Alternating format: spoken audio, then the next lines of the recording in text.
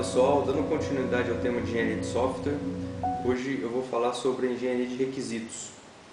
Então, o que é engenharia de requisitos, qual é a utilidade e qual a importância desse tema dentro da engenharia de software?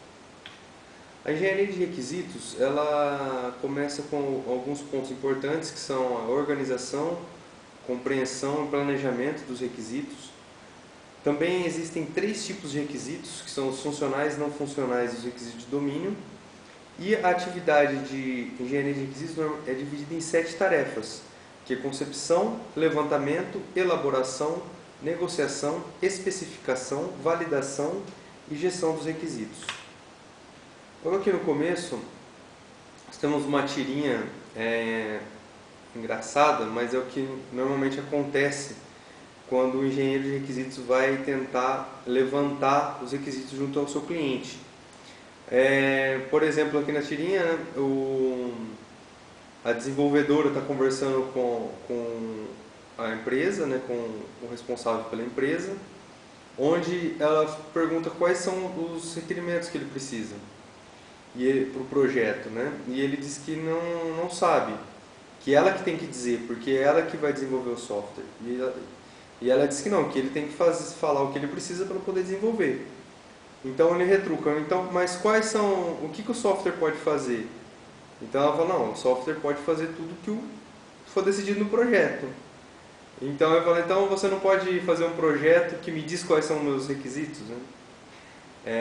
E é mais ou menos isso, normalmente o cliente não sabe o que ele quer e é a tarefa do engenheiro de requisitos tentar de alguma maneira extrair o máximo dele. Então, o que é um requisito? O requisito ele pode ser uma declaração abstrata de alto nível de um serviço, pode ser uma restrição do sistema, ou pode ser uma especificação funcional matemática detalhada, etc. Então, existem 3 tipos de requisitos, né? Os funcionais, os não funcionais e os de domínio. Os funcionais é a descrição da funcionalidade e serviço do sistema. Então, quais são as funcionalidades? Cadastro de cliente, cadastro de fornecedor, etc. Os não funcionais são a descrição de propriedades e restrições do sistema. Exemplo, espaço, tempo. Por exemplo, eu quero que o sistema me dê uma resposta em 1/1000 de segundo, porque eu preciso disso. Então, isso já é um requisito não funcional. Então, esse requisito não funcional ele pode ser de produto, especificações referentes ao produto, pode ser referentes a políticas e procedimentos organizacionais, ou pode ser a fatores externos, como legislação, etc. E também temos os requisitos de domínio, que ele descreve características do sistema e qualidades de acordo com o domínio da aplicação.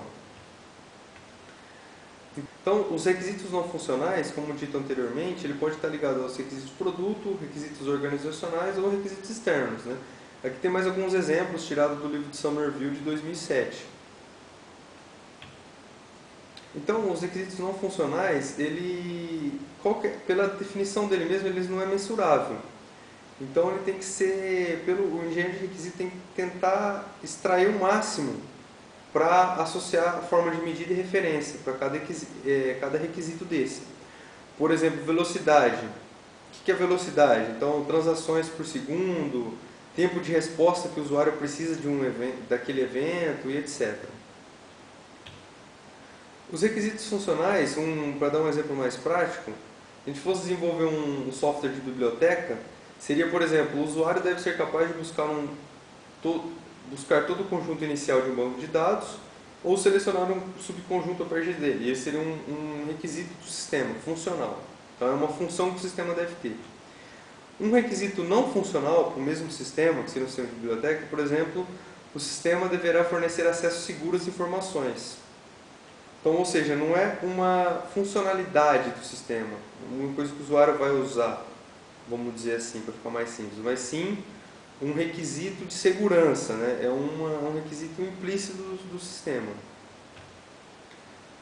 Então, aqui alguns princípios de uma boa especificação seria separar a funcionalidade da implementação, ou seja, separando a implementação, ou como disse no vídeo anterior, a implementação é uma outra etapa da engenharia de software.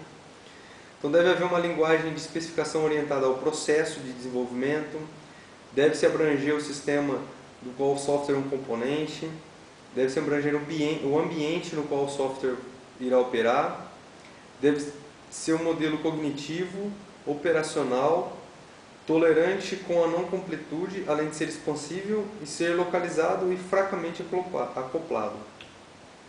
Entrando então nas tarefas da engenharia de requisito, temos a concepção, levantamento, elaboração, negociação, especificação e validação e a gestão dos requisitos, né?